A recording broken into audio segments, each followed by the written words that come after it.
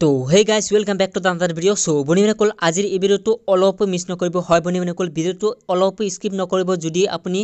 BA BCom BSc 6 সেমিষ্টাৰত পঢ়ি আছে হয় বন্ধুসকল অনলাইন এক্সাম দিয়া ছাত্ৰ-ছাত্ৰীৰ বাবে এটা নতুন নিয়ম আছে যে আপোনালোকে নিশ্চয় অৱগত অনলাইন এক্সাম দিয়াৰ বাবে আগতে এটা SOP দিয়া আছিল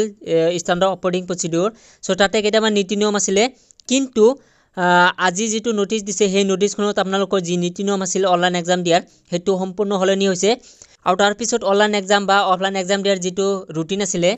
টাইম শিডিউল হেতু আপোনালোকৰ এতিয়া হলনি কৰা হৈছে হয় বন্ধুসকল আজি এই নোটিসখনত উল্লেখ কৰিছে আপোনালোকৰ যি টাইম শিডিউল হেতু হলনি তাৰ পিছত আপোনালোকৰ যি নীতি নিয়ম হেতু সম্পূৰ্ণ হলনি হৈছে তো ভিডিওটো আপোনালোকে অলপ মিছ নকৰিব বা অলপ স্কিপ নকৰিব আপোনালোকে ভিডিওটো প্ৰথমৰ পৰা শেষলৈকে চাব মই এই নোটিসখনত উল্লেখ কৰা যিকেইটা পইণ্ট আছে সেই সম্পূৰ্ণ আপোনালোকৰ লগত আলোচনা কৰিম তো আহক আজি ভিডিওটো আৰম্ভ কৰো কিন্তু ভিডিওটো আৰম্ভ কৰাৰ আগতে এটা অনুৰোধ আপোনালোকে যদি মিষ্টাৰিয়াছ এক্সম ইউটিউব চেনেলটো এতিয়ালৈকে সাবস্ক্ৰাইব কৰা নাই প্লিজ সাবস্ক্ৰাইব কৰিব তো আহক আজি ভিডিওটো আৰম্ভ কৰো Nope.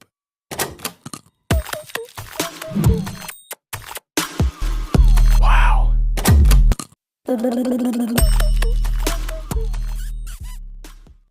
তো বন্ধুসকল এয়া চাওক আপোনালোকৰ ওচৰত মই নোটিসখন উলাইছো সো ইয়াতে দিয়া আছে modification of earlier standard operating procedure published on 22nd September 2020 for online undergraduate BA BCom BSc 6 semester examination 2020 university ইউনিভাৰ্চিটি তো বন্ধুসকল ইয়াতে কোৱা হৈছে যে আপোনালোকৰ যিসমূহ ছাত্ৰ-ছাত্ৰী অনলাইন এক্সাম দিব সেইসমূহ ছাত্ৰ-ছাত্ৰী অৰ্থাৎ BA BCom BSc 6 সেমিষ্টাৰৰ ছাত্ৰ-ছাত্ৰীৰ বাবে অনলাইন এক্সাম দিয়াৰ যি নীতি নিয়ম আছিল হেতু আপোনালোকৰ 22 তাৰিখে দিয়া হৈছিল কিন্তু সেই 22 তাৰিখত যেটো নীতি নিয়ম দিছিল সেই নীতি নিয়ম বা যি SOP দিছিল হেতু আকৌ মডিফাই কৰিছে অৰ্থাৎ আজি 3 তাৰিখত আকৌ নতুনকৈ এটা নীতি নিয়ম দিছে আৰু এই নীতি নিয়ম মতে আপোনালোকৰ যি কেটা বাকি এক্সাম আছে অৰ্থাৎ যিসমূহ এক্সাম বাকি আছে সেইসমূহ এক্সাম আপোনালোকৰ দিব লাগিব আৰু লগতে এটো কথা উল্লেখ কৰিছো যে আপোনালোকৰ যি অনলাইন এক্সাম দিয়াৰ নীতি নিয়ম হেতু অকল হলনি হোৱা নাই আপোনালোকৰ যেটো ৰুটিন অৰ্থাৎ BA BCom BSc 6 সেমিষ্টাৰৰ ছাত্ৰ-ছাত্ৰী যি অনলাইন এক্সাম দিয়াৰ ৰুটিন আছিল টাইম শিডিউল হেতু আপোনালোকৰ সম্পূৰ্ণ হলনি হৈছে তো ভিডিওটো বহুত গুৰুত্বপূৰ্ণ হয় আপোনালোকে কিন্তু ভিডিওটো মিছ নকৰিব বা স্কিপ নকৰিব আপোনালোকে প্ৰথমৰ পৰা শেষলৈকে ভিডিওটো চাই থাকক তো এতে প্ৰথমটো পইণ্ট দি আছে the question paper will be made available online 15 minutes before the commencement of the examination তো বন্ধুসকল আগৰ যেটো নোটিস আছিল সেই নোটিসখনত উল্লেখ কৰিছিল যে আপোনালোকক 20 মিনিট আগতে মানে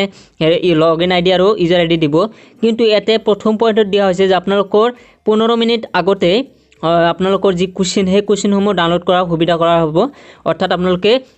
এক্সাম আৰম্ভ হোৱাৰ 15 মিনিট আগতে আপোনালোকে কোৱেশ্চনসমূহ ডাউনলোড কৰিব পাৰিব বহুতো ছাত্ৰ-ছাত্ৰী ইতিমধ্যে অনলাইন এক্সাম দিছে কিন্তু অনলাইন এক্সাম দিয়া ছাত্ৰ-ছাত্ৰীৰ মাজত বহুতে মানে কোৱেশ্চনসমূহ ডাউনলোড কৰিব পৰা নাই সো তাৰ বাবে এটো এটা নতুন এটা পদক্ষেপ লৈছে যত নেকি আপোনালোকে 15 মিনিট আগতে কোৱেশ্চনসমূহ ডাউনলোড কৰিব পাৰিব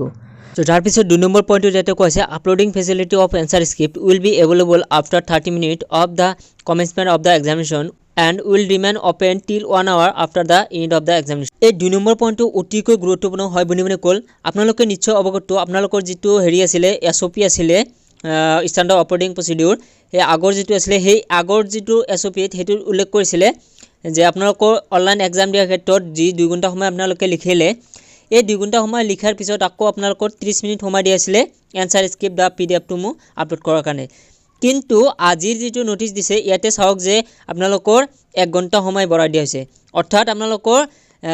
30 মিনিটৰ পৰা আৰু 30 মিনিট বঢ়াই দিয়া হৈছে অৰ্থাৎ 1 ঘণ্টা সময় আপোনালোকৰ হাতত আছে আগত পাইছিল 30 মিনিট কিন্তু এতিয়া আপোনালোকে 1 ঘণ্টা সময় পাব এই এনসাৰ স্ক্ৰিপ্টসমূহ আপলোড কৰাৰ কাৰণে সো এটো এটা সুন্দৰ পদক্ষেপ লৈছে মানে বহুতো ছাত্ৰ-ছাত্ৰীয়ে এনসাৰসমূহ আপলোড কৰিব পৰা নাই মই কোৱেশ্চন সুধিছিলো সো বহুতে মানে এনেকুৱা ক'লে বা বহুতে মোক কমেন্ট কৰি কৈছিল দাদা আমি অনলাইনত এনসাৰ স্ক্ৰিপ্টসমূহ আপলোড কৰিব পৰা নাই মানে নেটৱৰ্কৰ প্ৰবলেম বা সাৰ্ভাৰ প্ৰবলেম বা PDFৰ প্ৰবলেম তো এইটো এটা বহুত ধুনীয়া পদক্ষেপ লৈছে ইউনিভাৰ্চিটিয়ে তো 3 নম্বৰ পইণ্টত কোৱা আছে online submission of answer script for those who fail to upload the same will be allowed up to 2 hours after the end of the examination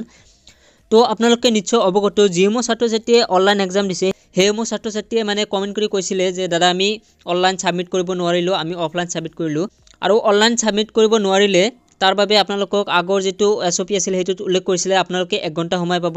মানে গুৱাহাটী ইউনিভাৰ্চিটি আন্ডাৰ যিকোনো কলেজত আপোনালোকে এনসাৰ স্ক্ৰিপ্টসমূহ এনভেলপৰ যোগেদি আপোনালোকে জমা দিব লাগিব তো আপোনালোকৰ হেতু সময় আছিল 1 ঘণ্টা সময় মানে 1 ঘণ্টাৰ ভিতৰত আপোনালোকে জমা দিব লাগিব কিন্তু ইয়াতে চাওক যে এইটো নতুন যেটো SOP আছে ইয়াতে উল্লেখ কৰিছে 3 নম্বৰ পইণ্টটো যে আপোনালোকৰ এক্সামৰ পিছত 2 ঘণ্টা সময় পাব অফলাইন সাবমিট কৰাৰ কাৰণে অৰ্থাৎ আগত আছিল 1 ঘণ্টা এতিয়া আৰু 1 ঘণ্টা বঢ়াই দিলে অৰ্থাৎ আপোনালোকে 2 ঘণ্টা সময় পালে অফলাইনত জমা দিয়াৰ কাৰণে তো যিসমূহ ছাত্ৰ ছাত্ৰী মানে আগন্তুক বা নেক্সট এক্সামত যদি কিবা প্ৰব্লেম হয় অনলাইন এক্সাম দিয়াত মানে এনসাৰ আপলোড কৰিব পৰা নাই বা পিডিএফটো আপলোড কৰিব পৰা নাই সো তেনে ক্ষেত্ৰত আপোনালোকে এইটো প্ৰসেস কৰিব অৰ্থাৎ অফলাইন সাবমিট কৰিব আপোনালোকৰ হাতত 2 ঘণ্টা সময় আছে তো এইটো এটা বহুত ধুনীয়া পদক্ষেপ বা বহুত ভাল ডিসিশন লৈছে গুৱাহাটী ইউনিভাৰ্সিটিয়ে তো এইটো গল 3 নম্বৰ পইণ্ট সো তাৰ পিছত আহিলে 4 নম্বৰ পইণ্ট সো 4 নম্বৰ পইণ্টটো বিশেষ গুৰুত্বপূৰ্ণ হয় বনি কল এইটো হল পিডিএফ লৈ এটা কথা কৈছে অৰ্থাৎ আপোনালোকৰ বহুত ছাত্ৰ ছাত্ৰী আছে যে পিডিএফ আপলোড কৰিব পৰা নাই বা বহুতে এতিয়াও কমেন্ট কৰি থাকে যে দাদা আমি এটা পিডিএফ আপলোড কৰিম না গোটেইখন পেজ একলগে আপলোড কৰিম সো ফাইনালি এটা আজি এটা বিশেষ গুৰুত্বপূৰ্ণ এটা পইণ্ট কৈছে তো এটা 4 নম্বৰ পইণ্টত কৈছে student will be allow to upload up to a maximum of 10 PDF file containing one page in each file or a single PDF containing all 10 pages of the answer script whichever is suitable তো এতে 4 number পইণ্টটো বিশেষ গুৰুত্বপূৰ্ণ point হয় বনি কল বহুত ছাত্ৰ ছাত্ৰী আছে মানে এতিয়াও কমেন্ট কৰি থাকে যে দাদা পিডিএফ আমি এটা আপলোড কৰিম না গোটেইখন পেজ একলগ কৰি আপলোড কৰিম তো ফাইনালি আপোনালোকৰ আজি ৰিজাল্টটো একদম অফিচিয়েল ৰিজাল্ট আকৌ যেটো নতুনকৈ আহিছে হেতু আপোনালোকে পাব আগতে আছিল আগত মই কৈছিল যে এটা আপলোড কৰিব লাগিব মানে তথাপিও বহুতে কমেন্ট কৰি কৈছিল বা হুদি আছিল যে আমি পিডিএফ এটা আপলোড কৰিম না গোটেইখন পেজ আপলোড কৰিম তো আকৌ এই ভিডিওটোত কৈছো আৰু এটা নতুন আপডেট আহিছে অৰ্থাৎ নতুন এটা পদক্ষেপ দিছে ইয়াতে চাওক যে ইয়াতে কোৱা হৈছে আপোনালোকৰ যেটো পিডিএফ হে পিডিএফটো আপোনালোকে 10টা পেজ বনাব পাৰিব অৰ্থাৎ এটা পেজ এটা পিডিএফ বনাই আপোনালোকে আপলোড কৰিব পাৰিব আৰু যিসমূহ ছাত্ৰ ছাত্ৰী অনলাইন এক্সাম দিছে সেইসমূহ ছাত্ৰ ছাত্ৰীয়ে নিশ্চয় অৱগত আপোনালোকৰ 10টা অপচন আহিছিল কিন্তু ইয়াতে আৰু এটা টুইষ্ট আছে এটা চাওক যে কি কৈছে যে or a single PDF file containing all 10 pages of the answer script whichever is suitable তো বন্ধুনি কলে ইয়াতে কোৱা হৈছে ডাইৰেক্টলি ইয়াতে চাওক যে আপোনালোকক কি কৈছে যদি আপুনি ইচ্ছা কৰে যে এটা পেজ এটা পিডিএফ বনাই মানে 10টা পেজ 10টা পিডিএফ বনাই আপলোড কৰিম হেতু পাৰিব আৰু যদি আপুনি বিচাৰে যে নাই মই 10টা পেজ একলগ কৰি এটা পিডিএফ বনাই আপলোড কৰিম হেতু আপোনালোকে পাৰিব এটা ডাইৰেক্ট মেনশন কৰিছে আৰু এইটো নোটিস চাই মই প্ৰথম হেতু বস্তু চাইছিলো যে আপোনালোকৰ এই 10টা পেজ একলগে আপলোড কৰিব পাৰিব সো মই চাইয়ে বহুত হ্যাপি হৈছিলো সো আশা কৰো আপোনালোকে বহুত হ্যাপি যে আপোনালোকে ইমান পিডিএফ বনাব মানে টাইম নাই মানে এটা পিডিএফতে আপোনালোকে আপলোড কৰিব পাৰিব সো এটা পিডিএফ বনালে আপোনালোকে ৰিনাম কৰিব ৰেজিষ্ট্ৰেচন নম্বৰ লগতে আপোনালোকৰ সাবজেক্ট কোড বা পেপাৰ কোড হেসমূহ আপোনালোকে দি লব সো তাৰ পিছত আহিলে 5 নম্বৰ পইণ্ট সো 5 নম্বৰ পইণ্টটো এটা গুৰুত্বপূৰ্ণ পইণ্ট যিসমূহ ছাত্ৰ ছাত্ৰী মানে 5 তাৰিখৰ পৰা এক্সাম আছে হেসমূহ ছাত্ৰ ছাত্ৰী লগতে আৰু যি বাকি এক্সাম আছে হেসমূহ ছাত্ৰ ছাত্ৰীৰ বাবে এটো গুৰুত্বপূৰ্ণ পইণ্ট যে আপোনালোকৰ যেটো ৰুটিন আছিল অৰ্থাৎ অনলাইন এক্সামৰ যেটো টাইম শিডিউল আছে হেতু এটা চেঞ্জ কৰা হৈছে অৰ্থাৎ যিসমূহ ছাত্ৰ ছাত্ৰী এক্সাম আছিল 12টা পৰা লৈকে 2টা লৈকে হেমো ছাত্ৰ ছাত্ৰীৰ এক্সাম হ'ব 12:30 ৰ পৰা 2:30 লৈকে অৰ্থাৎ আপোনালোকৰ যেটো টাইম হেতু ৰিশিডিউল কৰা হৈছে 12টা থাকিলে 12:30 ৰ পৰা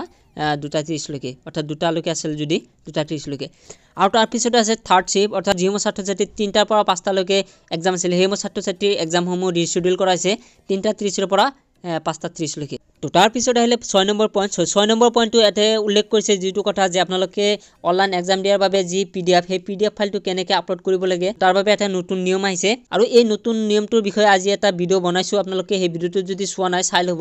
আজি পুৱাই মই এইটো ভিডিও আপলোড কৰিছো তো এই ভিডিওটো আপোনালোকে চালে পিডিএফটো কেনেকৈ মানে নীতি নিয়মেৰে বনাব লাগিব হেতু বিষয়লৈ এটা নোটিস দিছিলে আৰু আপোনালোকে যায়ও চাব পাৰিব নোটিসটো আৰু এই ভিডিওটো চাই লব একবাৰ সো তাৰ পিছত আহিলে আপোনালোকৰ BA আৰু BSc যি 6 সেমিষ্টাৰৰ টাইম শিডিউল আছিল ৰিভাইজ প্ৰগ্ৰাম অৰ্থাৎ এক্সামৰ যেটো ৰুটিন সেই ৰুটিনটো এতে সলনি কৰা হৈছে তো এতে চাওক যে সম্পূৰ্ণ সলনি আৰু তাৰ পিছত এতে চাওক যে BCom 6 সেমিষ্টাৰৰ যিসমূহ ছাত্ৰ ছাত্ৰী আছে হেসমূহ ছাত্ৰ ছাত্ৰী যেটো ৰুটিন সেই ৰুটিনটো এতে সলনি কৰা হৈছে তো এই ৰুটিনটো মই এতে তো আলোচনা নকৰো আপোনালোকৰ এই নোটিসখনৰ লিংক দি দিম আপোনালোকে মোৰ ভিডিওটোৰ প্ৰথম যেটো লিংক পাব সেই লিংকত ক্লিক কৰি আপোনালোকে এই নোটিসটো লগতে এই যেটো ৰুটিন সেই ৰুটিনটো আপোনালোকে ডাউনলোড কৰি ল'ব পাৰিব এই আছিল ভিডিওটো চো আশা কৰো ভিডিওটো ভাল লাগিছে আৰু ভিডিওটো ভাল লাগিলে লাইক এণ্ড শেয়াৰ কৰিব মিষ্টাৰিয়াছ এক্সম ইউটিউব চেনেলত নতুন আহিলে সাবস্ক্ৰাইব কৰিবলৈ নাপাহৰিব এনেকুৱা এডুকেশ্যন ৰিলেটেড গুৰুত্বপূৰ্ণ ভিডিও মই আপলোড কৰি থাকো তো প্লিজ সাবস্ক্ৰাইব কৰিব আজিলৈকে মানে বাই জয় Assam Feel the waves cut through me, hypnotized